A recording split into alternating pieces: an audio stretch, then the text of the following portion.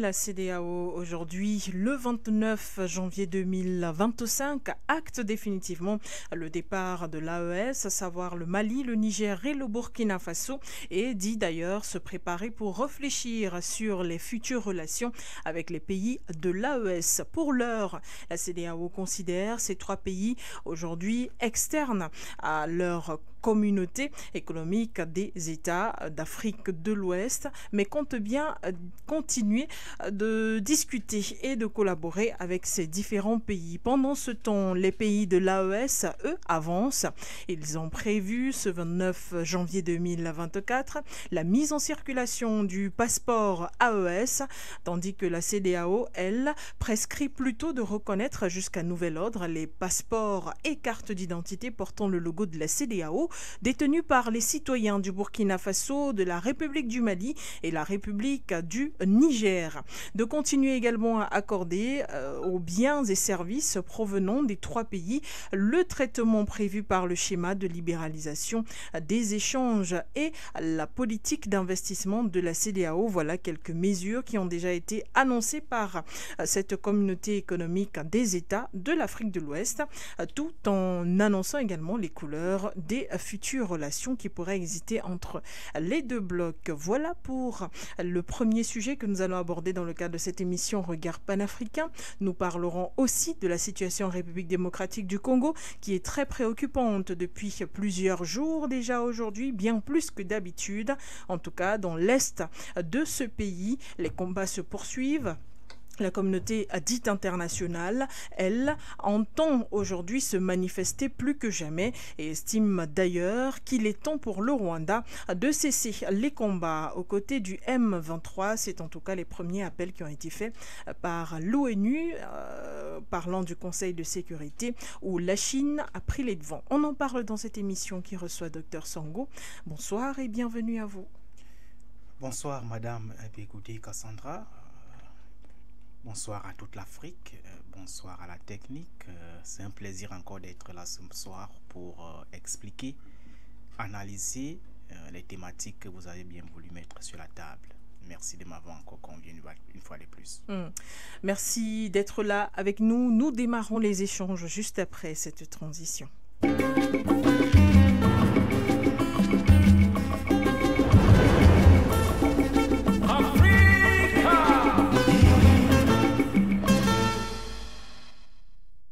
Vous êtes nombreux à nous regarder sur nos différentes plateformes internet For You Media Africa, à nous écouter sur notre fréquence à radio, mais aussi à nous regarder sur vos petits écrans à travers For You Télévision sur tous les bouquets où notre chaîne de télévision est présente. Merci d'être avec nous et de nous honorer par votre fidélité.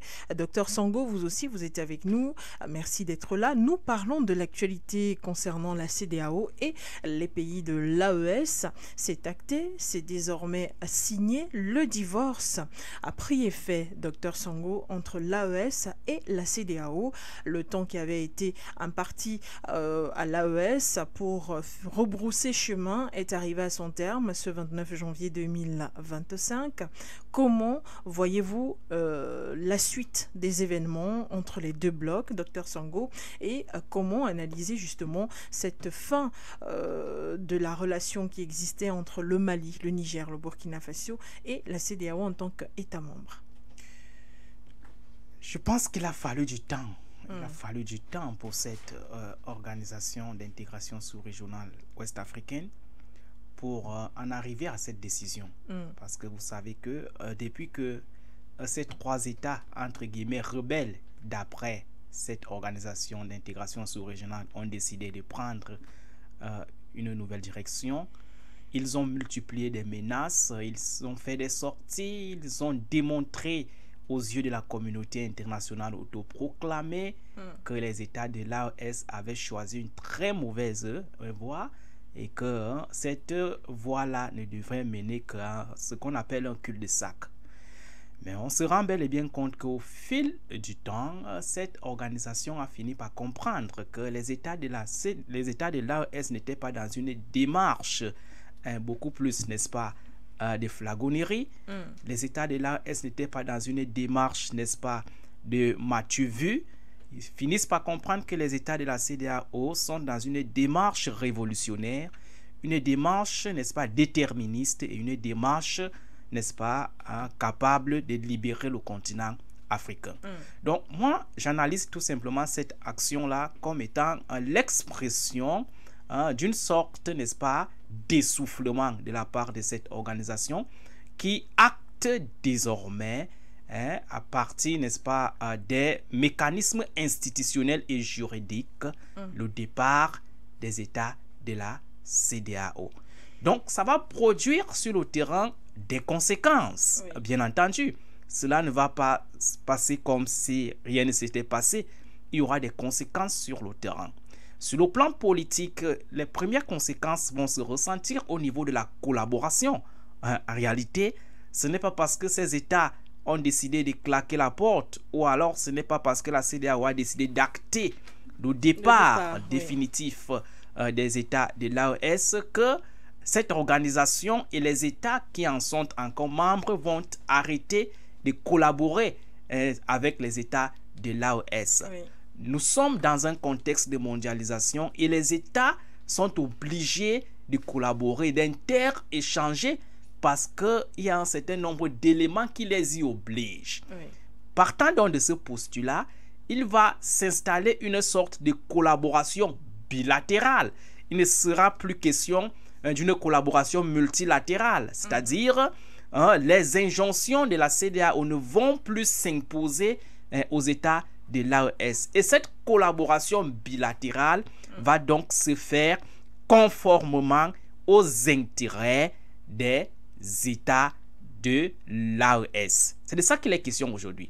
C'est-à-dire, on voit qu'aujourd'hui, les États de la CEDEAO ne vont plus approcher les États de l'AES en tant qu'organisation sous-régionale institutionnalisée, mais c'est chacun des membres de la CEDEAO qui, n'est-ce pas, en fonction de ses intérêts, de sa stratégie, de sa méthodologie diplomatique, devra donc collaborer avec les États de l'AES. Donc, c'est quelque chose d'atypique qui vient de se passer.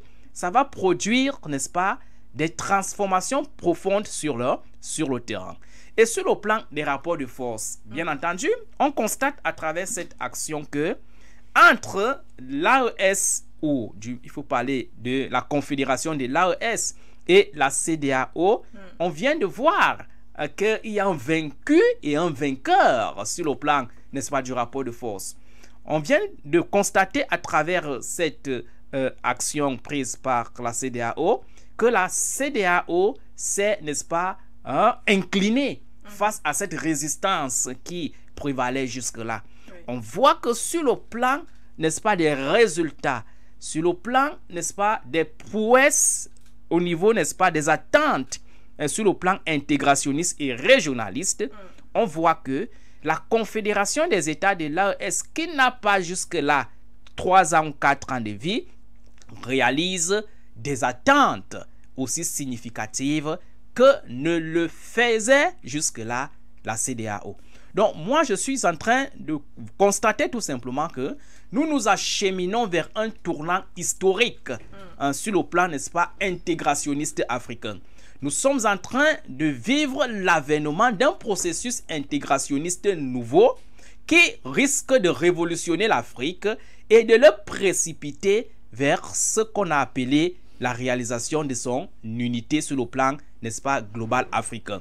Pourquoi? Parce que nous constatons que les actions qui sont posées par les États de l'AES portent des fruits dans cette dynamique-là. Hier encore, on épiloguait encore ici sur la mise sur pied d'une armée commune que ces États-là venaient de faire. Vous voyez que plus les jours passent, plus ces États, ces associations, n'est-ce pas, posent des actions qui visent à regrouper le continent africain et à faciliter le processus d'intégration, tant au niveau de la circulation des biens qu'au niveau de la circulation des personnes. Le passeport, n'est-ce pas, du Sahel qui vient d'être mis sur pied, entend donc suppléer ce passeport de la CEDEAO qui ne favorisait pas jusque-là le processus d'intégration, qui ne permettait pas jusque-là que des personnes et des biens puissent se mouvoir de façon aussi facile. Donc, moi, je pense que nous sommes en train de vivre une sorte de rectification du processus d'intégration qui est faite par les États de l'AES à travers des actions concrètes prises dans des situations elles-mêmes concrètes. Merci Dr Sango pour cette première lecture. Je rappelle quand même que la CEDEAO, la communauté des États d'Afrique de l'Ouest a publié un communiqué ce 29 janvier 2025. Dans ce communiqué, il est donc marqué dans les points principaux ou encore les points importants que les pays de l'AES devraient permettre aux citoyens des pays en tout cas des pays de la CEDEAO, de continuer à jouir jusqu'à nouvel ordre de droit de circulation, de résidence et d'établissement sans visa, conformément au protocole de la CEDEAO en la matière et vice-versa, d'apporter aux fonctionnaires de la CEDEAO des trois pays un soutien et une coopération sans faille dans le cadre de leur mission pour la communauté, mais aussi, comme je le disais d'ailleurs dans mon introduction, continuer à accorder aux biens et services provenant des trois pays concernés, c'est-à-dire de l'AES, le traitement prévu par le schéma de libéralisation des échanges et de la politique d'investissement de la CEDEAO, sans oublier de reconnaître jusqu'à nouvel ordre les passeports et cartes d'identité nationaux portant le logo de la CEDEAO obtenus par les citoyens du Burkina, du Mali et du Niger. Ces mesures, Dr Sango, vous semblent-elles fair play selon la situation à laquelle on est en train de faire face aujourd'hui?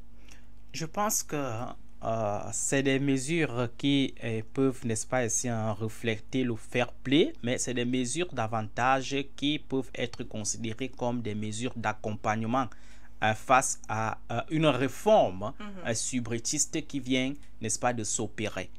Vous savez que même de la part des États de l'AES, il a été donné un moratoire, n'est-ce pas, pour les anciens passeports de la CEDEAO et les cartes d'identité. Ce n'est pas parce que le passeport, n'est-ce pas, de l'AES est sorti que ça va tuer directement le passeport de la CEDEAO qui était en vigueur jusque-là. Donc, ils ont donné un moratoire, une temporalité, n'est-ce pas, à l'issue de laquelle, n'est-ce pas, les nouveaux passeports vont progressivement s'insérer et vont prendre, n'est-ce pas, le décor au niveau du territoire. Donc, en réalité, ces actions posées de la part des États, n'est-ce pas, de l'AES, montrent tout simplement que les États de l'AES, les États de la CEDEAO, en réalité, d'abord, les États de l'AES, d'abord, je vais finir avec les États de la CEDEAO, les États de l'AES sont en train de comprendre que le problème n'est pas au niveau étatique institutionnel. Le problème est au niveau des personnes et des biens. On ne peut pas, au nom, n'est-ce pas, des carences institutionnelles, priver le peuple de ses âmes, de certains éléments qui puissent leur permettre d'être à l'abri, n'est-ce pas, de leurs besoins. C'est de ça qu'il est question. Donc, les actions politiques devraient d'abord viser la protection du peuple. Et vous allez vous rendre compte que toutes les actions que les États de l'AES posent jusque-là sont des actions qui visent à mettre le peuple au centre de toutes leurs préoccupations. Que ce soit sur le plan sécuritaire, que ce soit sur le plan économique, que ce soit sur le plan même logistique, on se rend bel et bien compte que les États de l'AES ont compris que l'objectif maximaliste de toute politique, comme de tout processus de développement, reste l'homme. Il est au début, il est au milieu et il est à la fin de tout processus politique, économique et social. Donc, il faut concevoir ces actions-là dans cette logique-là, sous ce prisme-là. Il n'est pas question de dire que c'est du fair play. Et le fair play, en réalité, n'a plus de place. Et on vient de vivre, n'est-ce pas, une sorte de divorce acté par l'autre partenaire. Parce que l'autre partenaire avait déjà pris sa route. c'est l'autre qui ne voulait pas accepter, qui pensait encore que l'autre qui a décidé de prendre la route devait encore revenir ou bien revenir au bon sentiment et continuer à faire fonctionner le couple. Donc, on vient de voir que le deuxième partenaire, qui était la CEDEAO, vient d'acter le divorce. Et ce divorce-là n'a pas des objectifs, n'est-ce pas, de retour. On voit tout simplement que ce divorce-là va plutôt produire sur le terrain des conséquences qui seront plus ou moins positivement ou négativement fertiles en fonction du camp où on se trouve. Merci, docteur Sango. Eh bien, aujourd'hui, il est aussi question de parler des futures relations qui pourraient exister entre les deux blocs. Lorsqu'on voit le communiqué publié ce 29 janvier par la CEDEAO, on a l'impression, peut-être partagez-vous cet avis, que c'est une façon de garder la porte ouverte dans les rapports avec les États de l'AES. Et dans son communiqué, d'ailleurs, la CEDEAO rappelle qu'elle se concentrera désormais sur les futures relations qui pourraient exister avec les pays de l'AES. À l'aune de ces pays dont il est question, justement, Dr Sango, comment entrevoir les relations entre les deux blocs? Ça sera très difficile parce que nous sommes dans une logique où la CEDEAO reconnaît de manière officielle les États de l'AES, la Confédération des États de l'AES. Mais la réciproque n'est pas vraie. Vous combinez avec moi que les États de l'AES ne reconnaissent plus la CEDEAO comme organisation. Dans les têtes de ces leaders, de ces États, la CEDEAO a disparu, est morte, au même titre que le G5 Sahel. C'est de ça qu'il est question. Parce que lorsque vous concevez, vous appréhendez la politique fonctionnaliste impulsée par les États de l'AES, c'est une politique qui vise, n'est-ce pas, à s'attaquer à tout ce qui constitue les freins aux manifestations de la souveraineté. Et or, sur le plan fonctionnaliste, il s'est trouvé que la CEDEAO était l'un des éléments qui ne permettait pas aux États, n'est-ce pas, de l'AES, qui étaient jusque-là encore membres de cette organisation, de jouir de leur souveraineté au sens politique, technique du terme. C'est de ça qu'il est question. Donc nous sommes dans une logique où la CEDEAO est en train de réfléchir dans quelle mesure elle va dorénavant collaborer avec les États de l'AES. Mais il n'y aura aucune collaboration parce que pour qu'il y ait collaboration, il faudrait qu'il y ait une sorte de reconnaissance internationale réciproque. Or, il n'en est rien pour le moment. La reconnaissance est d'un seul côté. Donc je pense que les États de la CEDEAO devraient plutôt privilégier l'autre mécanisme qui est accepté par les États de l'AES, qui est le mécanisme bilatéral et non le mécanisme multilatéral passant par la CEDEAO. Le mécanisme bilatéral sera le mécanisme qui sera privilégié parce que les États de l'AES, pays à pays, individuellement, mettant la CEDEAO de côté. Parce que c'est de ça qu'il est question. Il est question de travailler et c'est l'un des objectifs des États de l'AES. Ne pensez pas que c'est parce que ces États-là ont décidé de partir, ont décidé de sortir de la CEDEAO, qui ne vont pas collaborer avec les États de la sous-région de l'Afrique de l'Ouest. L'objectif des États de l'AES, c'est d'amener les États ouest-africains de manière particulière et des États de l'Afrique de manière globale et générale à intégrer l'alliance du Liptako-Gourma et à tuer ou à se déconnecter des bribes de la France-Afrique. C'est ça l'objectif. Donc la collaboration qui va s'initier dorénavant entre ces États de l'Afrique de l'Ouest et les États de l'AES sur le plan bilatéral seront des relations qui, pour les États de l'AES, feront en sorte que les États de l'AES vont travailler pour amener ces États à changer de conception de la souveraineté. C'est-à-dire à changer de paradigme.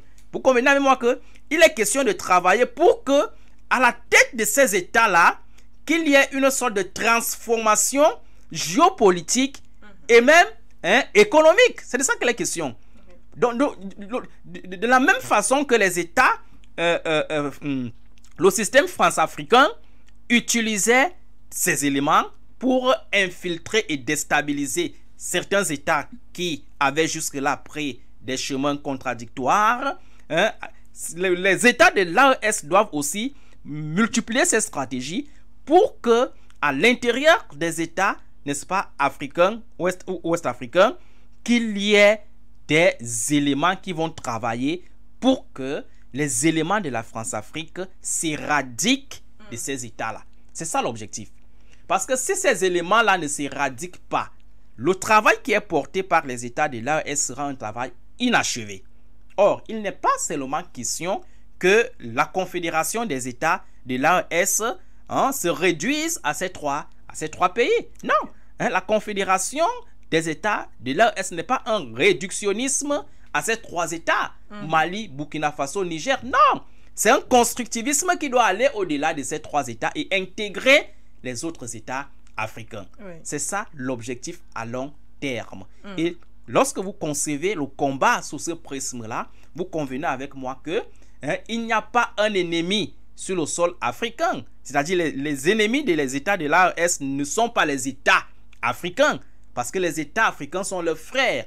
Les ennemis sont, premièrement, le système de la France-Afrique, les puissances occidentales qui utilisent les États africains comme étant le théâtre d'opérationnalisation pour maintenir leurs intérêts. C'est comme ça qu'il faut concevoir ce schéma-là. Parce que nous ne sommes pas dans une dynamique où nous pensons que notre ennemi, c'est l'autre africain. On doit sortir de là. Parce que pendant plusieurs années, les Blancs ont donné cette impression-là aux Noirs. Et on a vu que dans ces processus de déstabilisation qui ont toujours qui se sont toujours manifestés en Afrique, on a vu comment c'était toujours des Africains qui étaient au centre des processus de déstabilisation. Justement parce que dans la mentalité, dans les troncs cérébro-spinaux de certains Africains, on a monté les Africains contre les Africains. Or, le défi aujourd'hui, c'est de travailler pour intégrer la réalité selon laquelle l'Africain reste un Africain, les Africains restent un et indivisibles. Notre ennemi, ce n'est pas contre nous-mêmes, mais c'est contre ceux qui sont venus nous attaquer, nous dominer et faire main basse sur nos matières premières et nos ressources naturelles. Lorsqu'on a compris le combat de cette façon-là, je pense qu'on a réalisé beaucoup de choses. Merci, Dr Songo. Alors, il est possible pour vous que la CEDEAO finisse par se désintégrer et que les pays actuels de cette même CEDEAO puissent rejoindre l'AES à long terme.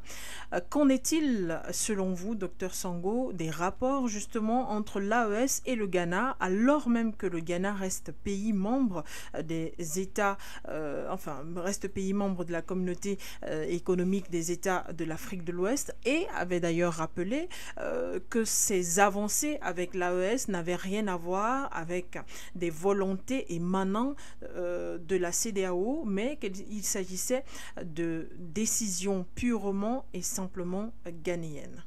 Oui, je pense que la méthodologie, n'est-ce pas, bilatérale que j'ai convoquée ici tout à l'heure concernant les États, n'est-ce pas, ouest-africains, est en train de s'illustrer déjà à travers le Ghana et les États de l'AES. Oui. C'est ce que nous sommes en train de vivre aujourd'hui. Il y a une sorte de collaboration bilatérale entre ces deux États qui ne mêlent pas la CEDEAO en tant qu'organisation institutionnelle. C'est de ça qu'il est question aujourd'hui. Donc, en réalité, l'émissaire que le Ghana a choisi dernièrement et envoyé auprès des États de l'AES a reçu un certain nombre de missions. C'est vrai que dans les valises diplomatiques des États, des diplomates, on ne peut pas tout connaître ce qui est dedans. Mais lorsqu'on prend le contexte, lorsqu'on voit les enjeux qui traversent cette sous-région, on peut épiloguer, voire même subordorer, c'est-à-dire imaginer les dossiers sur lesquels cet émissaire-là devrait en parler avec ses pairs de l'AES. L'un des dossiers phares, c'est de travailler et d'analyser les conditionnalités de l'intégration ou l'adhésion du Ghana au sein de l'AES. C'est de ça qu'il est question. Et ces conditionnalités-là sont claires aujourd'hui. Vous savez que ce serait quand même une sorte, n'est-ce pas ici, de miracle, de magie, qu'un État qui est membre de la CEDEAO devienne membre de la Confédération des États du Sahel en même temps. On ne peut pas accepter cette façon de faire. Être membre des États de l'AES aujourd'hui nécessite au préalable certaines actions que ces États doivent poser. Parmi ces actions-là, il faut d'abord sortir de la CEDEAO. Il faut se déconnecter de certains éléments de la France-Afrique. Il faut afficher sa volonté et sa liberté de travailler pour la souveraineté du continent africain. On ne peut pas s'accommoder aujourd'hui avec les éléments de la France-Afrique au sein des États de l'AES. Non, les deux ne peuvent pas s'accommoder. Il s'agit de deux éléments, de deux entités qui s'opposent en s'opposant. C'est-à-dire, entre les deux, il n'y a pas de similitude, il n'y a que des incommensurabilités profondes. À partir de ce moment, un État qui décide de collaborer bilatéralement avec les États de l'AES ne peut que le faire si et seulement si il accepte d'opérer ces réformes préalables. Et vous savez que les États de l'AES sont stricts là-dessus. Les États de l'AES ne veulent plus les États qui font du ping-pong, qui jouent le jeu, n'est-ce pas, de la neutralité. Les États de l'AES veulent des États qui choisissent leur camp. Soit vous êtes avec le camp de la souveraineté, du panafricanisme, soit vous êtes avec le camp des colons qui veulent que l'Afrique se maintienne encore dans cette entité de spoliation. C'est de ça qu'il est question aujourd'hui. Donc les États de l'AES sont en train d'amener les États africains à prendre en main leurs responsabilités et à s'affirmer, n'est-ce pas, devant l'histoire. Il n'est plus question de jouer les cachetteries. Il n'est plus question de jouer les équilibristes, au sens du Sénégal du terme, du président Diomaye Faye. Non, il est question de dire que je suis de tel camp, je travaille pour que les objectifs de ce camp-là prévalent et se réalisent sur le plan opérationnel. C'est de ça qu'il est question. Donc, la question de savoir quels sont les rapports que le Ghana entend entretenir avec les États de l'AES, c'est des rapports, n'est-ce pas, cordiaux bilatéraux qui consisteront, n'est-ce pas, à travailler, à analyser les conditionnalités, n'est-ce pas, d'adhésion du Ghana au sein de la Confédération des États de l'AES. Pourquoi? Parce que le Ghana a émis cette volonté. Et parce que le Ghana a émis cette volonté-là, le Ghana va donc travailler pour intégrer cette organisation-là. C'est pour cela que je vous ai dit que après le travail de cet émissaire-là, ne soyons pas surpris des affirmations ou des réformes qui seront faites au sein du Ghana dans les jours à venir. Ce qui est sûr, il y aura des affirmations, des choses nouvelles qui vont se passer au niveau du Ghana. Le Ghana étant, sur le plan historique, ce pays précurseur du panafricanisme. On en a parlé dernièrement. Lorsqu'on fait l'historiographie politique du processus du panafricanisme, le Ghana en fait partie. C'est l'une des terres, n'est-ce pas, baptismales, n'est-ce pas, du processus du panafricanisme. Lorsqu'on sait le rôle que Kwame Nkrumah a joué, a impulsé, lorsqu'on sait, n'est-ce pas, le travail intellectuel qu'il a opéré au sein, n'est-ce pas, de l'Afrique pour le processus du panafricanisme, on ne peut que s'en réjouir aujourd'hui et dire à ce nouveau leader ghanéen qu'il est dans la bonne voie, la voie de la libération de son pays, mais aussi et surtout la voie de la libération du continent africain. Merci, Dr Sango. C'est ce qu'on retient de vous dans cette première partie. Le président ghanéen Dramani Mahama est donc sur la bonne voie avec les États de l'AES dans leurs relations qu'ils sont en train de peaufiner. En tout cas, on observe avec une grande attention les relations futures dont parle la CEDEAO dans son communiqué signé le 29 janvier 2025 qui vient acter totalement le départ des pays Mali, Burkina Faso et Niger de cette organisation sous-régionale. Docteur Sango, à présent, et ce sans transition, nous discutons de l'actualité en République démocratique du Congo où le Rwanda continue d'être pointé du doigt comme soutien avéré du M23 qui, à leur tour, continue de mitrailler dans la zone et notamment dans la ville de Goma. Selon certaines sources, notamment des Nations Unies, même la prise de Goma par le M23 en 2012 n'avait pas été aussi violente qu'elle l'est aujourd'hui en 2025.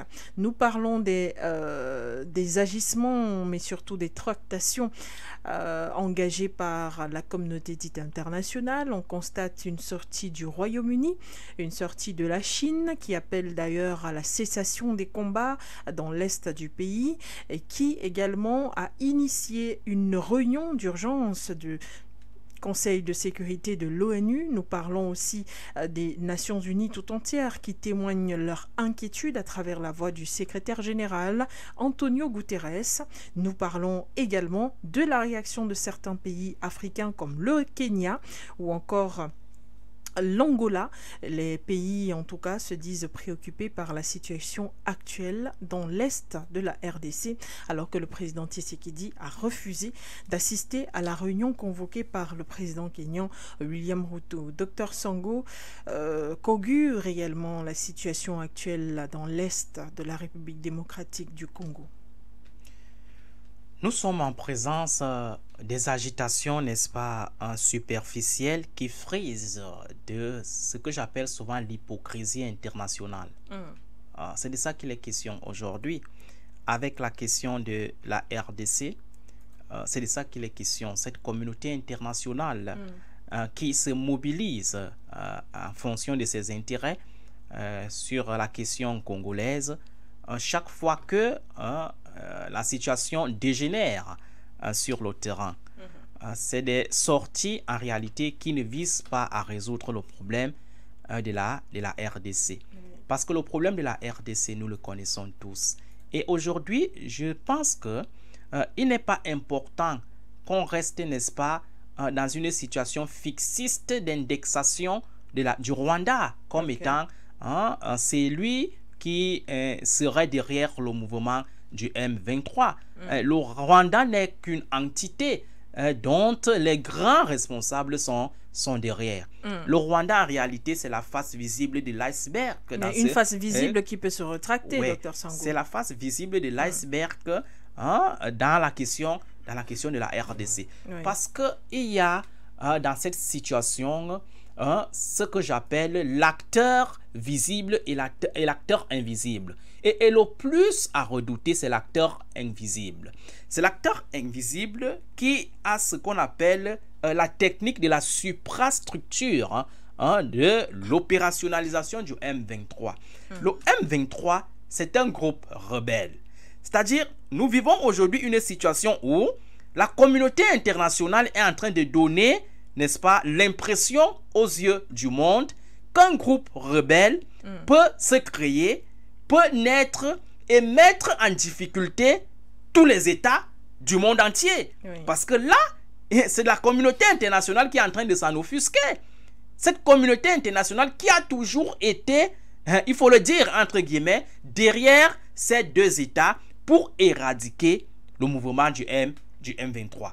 Quelle est l'impression qu'elle nous donne aujourd'hui? L'impression qu'elle donne, c'est qu'elle est impuissante devant un mouvement rebelle, que l'État défini d'après Max Weber comme étant l'acteur qui a le monopole de la violence légitime le plus élevé, devrait, n'est-ce pas, combattre et éliminer en un trait.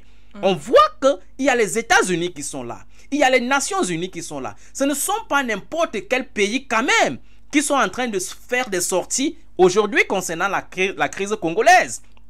Ce n'est pas quand même n'importe quel pays sur le plan économique, sur le plan technique et même sur le plan militaire, pour ne pas parler le plan financier. Qu'est-ce qui fait la force du terrorisme sur le terrain? C'est le matériel, c'est le renseignement, c'est les moyens financiers. Où est-ce que ces rebelles prennent ces moyens-là?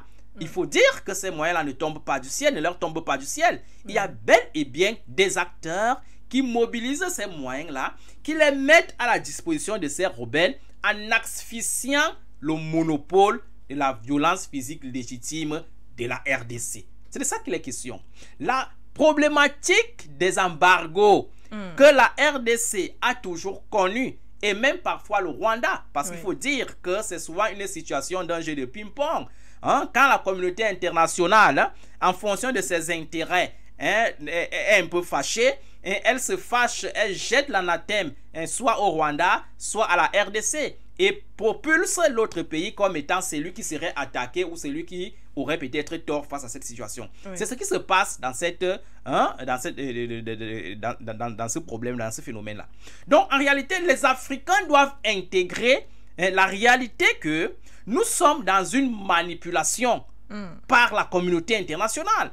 Le problème de la RDC, c'est l'expression aujourd'hui de l'impuissance des États africains à comprendre que l'Afrique est encore dans une situation de néocolonialisme.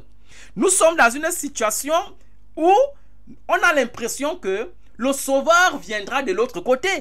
Or, le sauveur, ou alors l'acteur de ce problème, l'allumeur de ce problème, c'est bel et bien celui sur qui certains Africains comptent aujourd'hui pour résoudre ce problème. Donc, la RDC, le problème, c'est certains Africains, fondamentalement Tshisekedi. Je vais même dire que c'est Tshisekedi qui a accepté, qui a appelé le M23 à venir envahir l'est de la RDC aujourd'hui, cette sous-région qu'on appelle Goma aujourd'hui. À cause de quoi? À cause justement de cette défractation sur le plan international, à cause des solutions qu'il propose face au problème de la RDC. On voit qu'il est dans cette agitation de surface que la communauté internationale expérimente chaque fois que le problème de la RDC s'enlise. Donc, l'analyse qu'il faut privilégier chaque fois qu'on convoque le problème de la RDC sur la problématique de l'analyse, c'est que la situation de la RDC aujourd'hui est l'expression la plus achevée, je vais dire, de la naïveté de certains chefs d'État africains. Nous n'arrivons pas à comprendre que au XXIe siècle, les solutions aux problèmes africains doivent provenir, n'est-ce pas, de l'Afrique. On doit comprendre qu'on n'a plus besoin d'utiliser nos ennemis historiques pour nous libérer. Parce que ce n'est pas de leur intérêt que le continent se libère. Il faut dire ici que c'est de la RDC qu'il s'agit. Oui. La RDC ne représente pas... c'est-à-dire, lorsqu'on parle de la RDC en Afrique, en termes de matières premières et de ressources naturelles, oui, c'est l'exemple le plus palpable. C'est-à-dire, c'est le pays qui a le plus de matières premières et de ressources naturelles, qui a un sous-sol aussi riche, qui peut nourrir le monde entier pendant 50 ans sans que son sous-sol ne tarisse. Donc, ce sont ces enjeux qui font en sorte que la RDC soit dans cette situation. Parce que plus la RDC est dans le chaos, plus ça joue les intérêts des puissances occidentales. Vous avez vécu dernièrement, on a vécu dernièrement ce gigantesque projet que les États-Unis ont initié, n'est-ce pas, en Angola, ce qu'ils ont appelé le port de Lobito, qui consistait, n'est-ce pas, à extrader les matières premières à l'est de la RDC pour les orienter vers les industries occidentales. Oui. C'est de ça qu'il est question. C'est installer le chaos en RDC pour transformer les matières premières de ce pays-là. C'est ça l'objectif de la communauté internationale. Donc, lorsque cette communauté internationale fait des sorties, même au niveau des Nations Unies, en disant ceci, en disant cela concernant la situation de la RDC, il faut tout simplement dire que il faudrait être naïf pour croire qu'elle est vraiment sincère. Elle est dans une situation d'hypocrisie, une situation de distraction, une situation qui vise tout simplement à distraire les Africains, à montrer aux Africains qu'elle est avec les Africains, alors qu'en réalité, c'est elle qui est l'acteur le plus principal dans ce problème de la RDC. La communauté internationale. On ne va pas revenir ici sur l'exaction des Nations Unies. Vous savez que les Nations Unies sont dans ce pays-là depuis pratiquement 3 décennies. Mais jamais ces Nations Unies n'ont réussi à éradiquer ce problème. Lorsqu'on connaît que les Nations Unies, en réalité, en termes de moyens, c'est l'une des institutions qui caracole les premières positions. Lorsqu'on connaît que les États-Unis, c'est quand même, il faut le dire, sur le plan économique, on va vous dire que c'est la première puissance économique. Lorsqu'on connaît que les États-Unis, c'est une puissance militaire. Lorsqu'on connaît les moyens que les États-Unis ont mis sur pied pour tuer Ben Laden, pourquoi ne pas mobiliser les pareilles stratégies, les pareilles sommes pour neutraliser un groupe rebelle qui est en train de faire suffoquer tout un État? C'est ça la question. Et lorsque vous essayez d'apporter des esquisses réponsitionnelles à cette question, vous comprenez tout simplement que cette communauté internationale n'est pas sincère. Elle ne veut pas que le problème de la RDC se résolve, parce que si ce problème-là se résout, ce seront leurs intérêts qui seront, n'est-ce pas, piétinés et mis à mal. Donc, il faut une sorte d'introspection des Africains en général et des chefs d'État en particulier. Parce que c'est de la responsabilité d'abord des chefs d'État. Nous, on peut faire des analyses à notre niveau comme nous sommes en train de faire là, mais c'est aux chefs d'État de montrer le cap et d'orienter les actions vers des situations qui vont permettre à ce que le problème se résolve. C'est ça que la question. C'est pour cela que lorsqu'un continent est en difficulté, lorsqu'un continent est en crise, lorsqu'un État ou une nation n'arrive plus à fonctionner normalement, la première chose qu'on fait généralement, c'est le leadership qu'on interroge. C'est d'abord le leadership. Quel type de leadership avons-nous aujourd'hui en Afrique?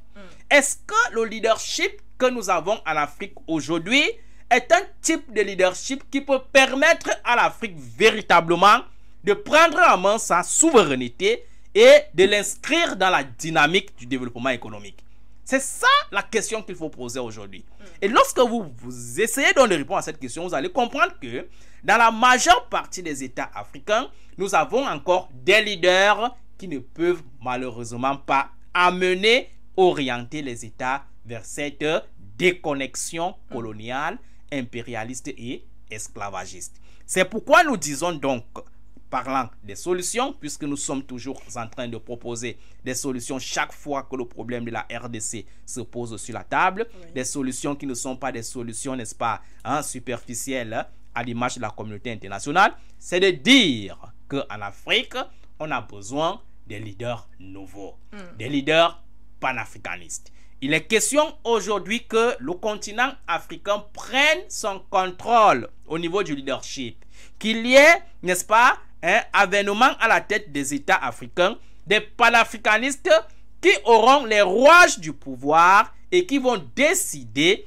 conformément aux intérêts du continent africain. Si cet exercice n'est pas fait, je vous assure, nous allons toujours rester dans cette situation de spoliation, dans cette situation, n'est-ce pas, d'assistance éternelle à laquelle les puissances occidentales nous ont soumises. Donc en RDC, vous convenez avec moi que si on avait laissé l'opportunité, la liberté et la licéité à Patrice Lumumba de faire ne serait-ce que 15 ans ou 10 ans à la tête de la RDC, vous convenez avec moi que la RDC ne serait pas dans cette situation qu'il est aujourd'hui. Mais n'est-ce pas de la personnification, réalité, Dr Sango, parce que justement, la plupart du temps, on a l'impression qu'il suffit d'un seul individu qui aurait la vision, qui aurait la solution à toutes les situations, qui pourrait être omnipotent et omniscient et résoudre tous les problèmes d'un pays pour être la solution éternelle. Est-ce que ce n'est pas justement dans ça qu'on est en train de tomber là?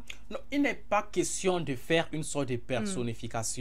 Encore moins du messianisme politique. Vous savez que moi, je suis, n'est-ce pas, de ceux qui ne pense pas que c'est le messianisme politique qui devra libérer le continent africain. Non, je suis en train de convoquer l'exemple de Patrice Lumumba pour illustrer et montrer que c'est de ce genre de personnes dont l'Afrique a besoin aujourd'hui. Est-ce qu'en RDC, on ne peut pas avoir un héritier de Patrice Lumumba? Est-ce qu'en RDC, on ne peut pas avoir l'irruption d'un homme politique qui peut défendre l'idéologie que portait Patrice Lumumba? C'est de ça qu'il est question. Parce que lorsqu'on parle de l'idéologie, c'est quelque chose qui va au-delà de la personne. C'est quelque chose, n'est-ce pas, qui s'enracine et qui se positionne, n'est-ce pas, en dehors des personnes qui les animent. C'est ça qu'on appelle l'institutionnalisation. Et l'idéologie a ceci de particularité qu'elle s'enracine dans des consciences.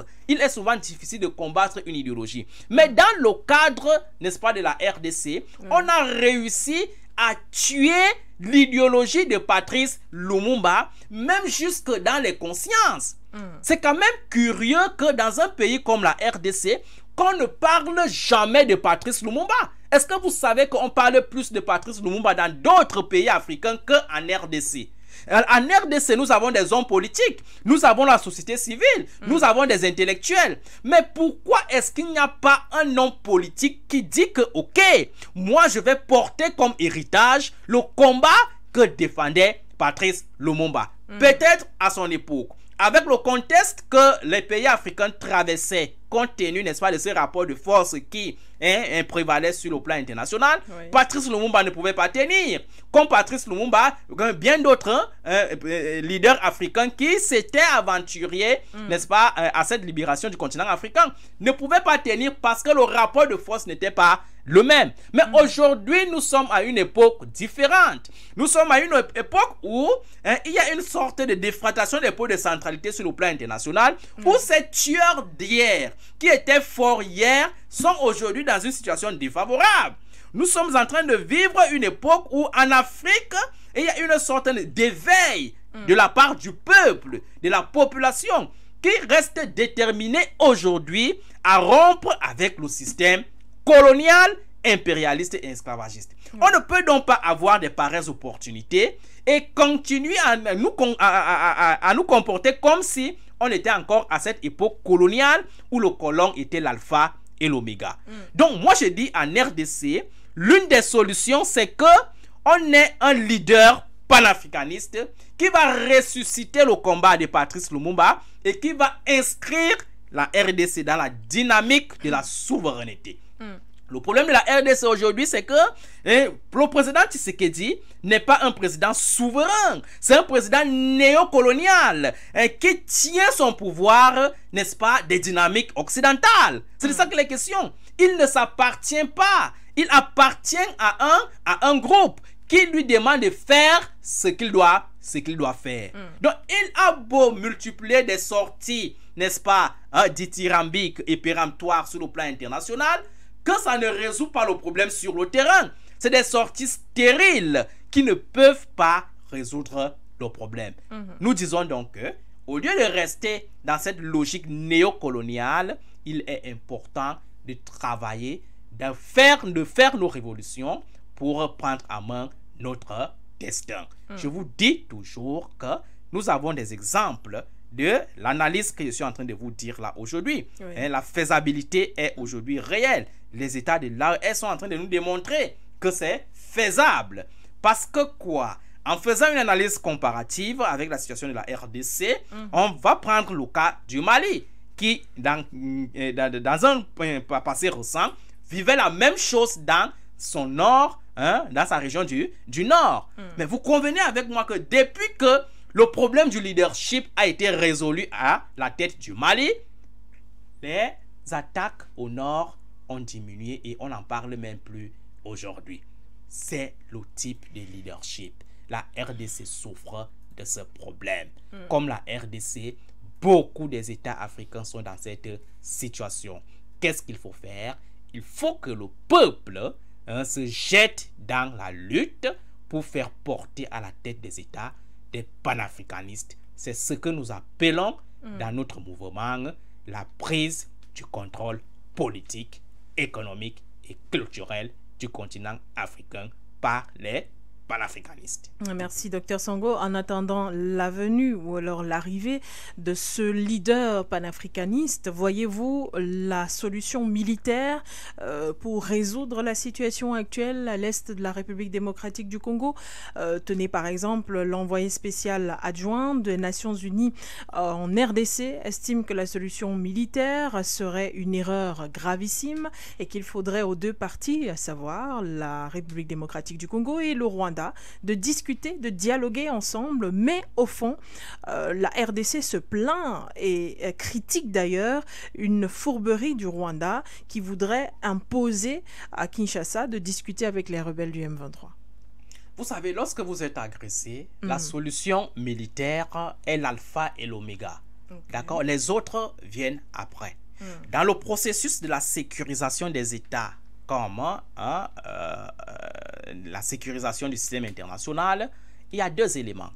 On prévient et on guérit. D'accord? La prévention, c'est lorsque la crise n'a pas encore éclaté. Okay. C'est là où on va parler de la coopération, du dialogue, des partenariats, etc., des pourparlers, etc. C'est lorsque la crise n'a pas encore éclaté. Mais lorsque la crise est déjà sur le terrain, lorsque la crise sévit déjà, lorsque les personnes tombent, les vies tombent, le sang baigne, qu'est-ce qu'il faut faire? Il faut la force. Sauf que certains États africains dans ces pareilles conditions n'ont pas souvent cette force proportionnelle pour faire face à cet ennemi qui les agresse. C'est le sempiternel problème de la RDC aujourd'hui. La RDC n'a pas le monopole de la violence physique légitime. La RDC n'a pas une armée aussi capable de faire face à cette agression qui est faite par la communauté internationale. Je vous ai dit, le Ghana, c'est la face visible. C'est la communauté internationale autoproclamée aujourd'hui qui attaque la RDC. Il ne faut pas avoir peur de le dire.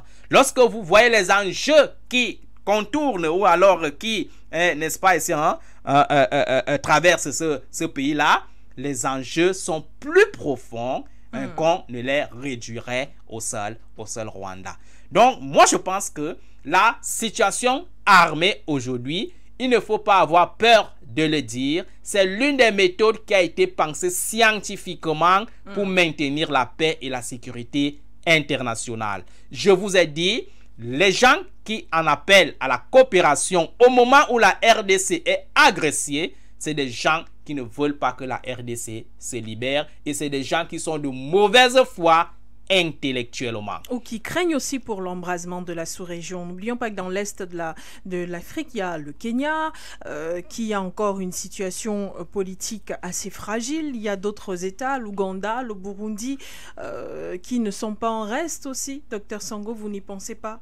Oui, on ne va pas quand même rester sur le paradigme de l'embrasement éternellement et voir les vies des Africains tomber de manière infinitésimale. C'est de ça qu'il est question aujourd'hui. Nous sommes tous conscients que il y a, n'est-ce pas, moins d'ennemis en Afrique qu'il n'y a des amis de l'Afrique au continent africain. Lorsque vous voyez le cas, par exemple, du M23, par exemple, le cas du M23 représente comme quoi comparé aux Africains qui sont aujourd'hui pour que le continent africain prenne en main sa souveraineté.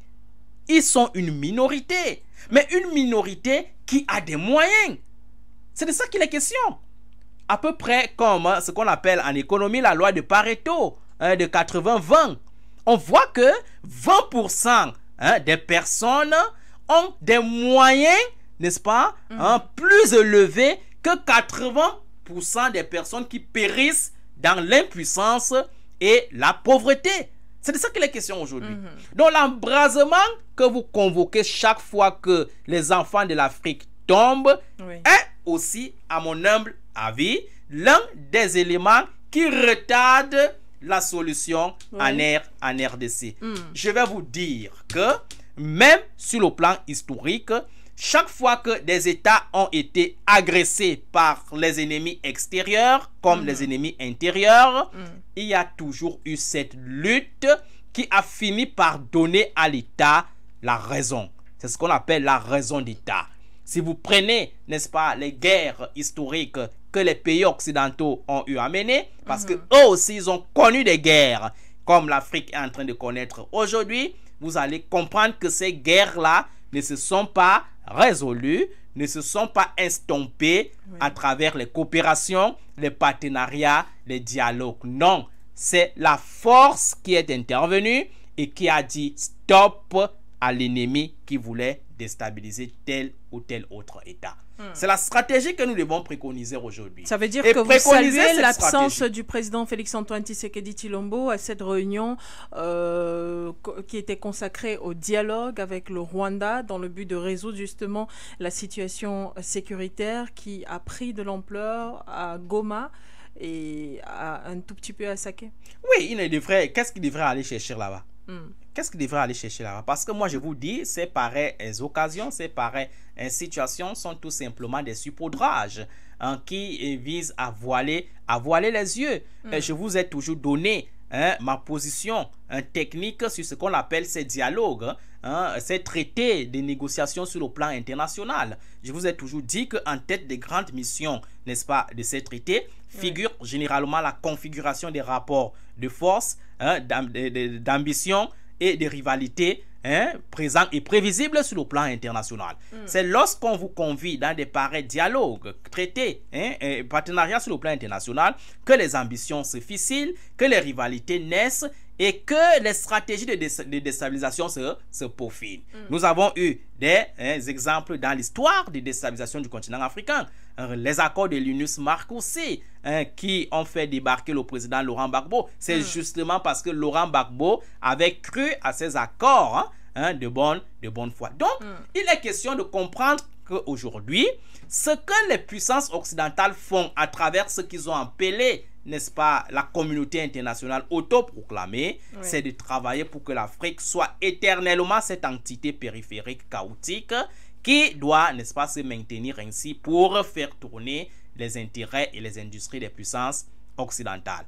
Donc, Tshisekedi, il a claqué ce dialogue-là, c'est bien, mais sauf qu'en claquant ce dialogue-là, il ne doit pas s'arrêter là. Il doit chercher des solutions telles que nous venons d'indiquer ici. Par exemple, je vous ai dit, la solution en RDC est une solution armée. Et il faut que la RDC cherche, n'est-ce pas, à acquérir l'indice de puissance. Cet indice de puissance, on acquiert. On ne le reçoit pas.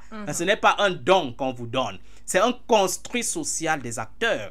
Il est important que les États africains aujourd'hui construisent leur indice de puissance. Parce que c'est cet indice de puissance qui va leur permettre de se défendre, mais aussi et surtout d'attaquer les ennemis qui sont félins sur le plan international. C'est pourquoi le président Traoré aura éternellement raison dans ce qu'il a demandé ou dans ce qu'il bonifie aujourd'hui dans sa politique, n'est-ce pas, internationale. Il travaille pour que le Burkina Faso ou les États de l'AES ne soient plus dans une situation dépendantiste sur le plan sécuritaire, comme sur le plan économique et culturel, mais dans une situation autonomisante, dans une situation, n'est-ce pas, indépendantiste, qui fera des puissances capables d'avoir leur indice de puissance et de l'utiliser chaque fois que leurs intérêts sont déstabilisés. Imaginez un seul instant si la RDC avait cet indice de puissance. Vous pensez que ce qui se passe en RDC là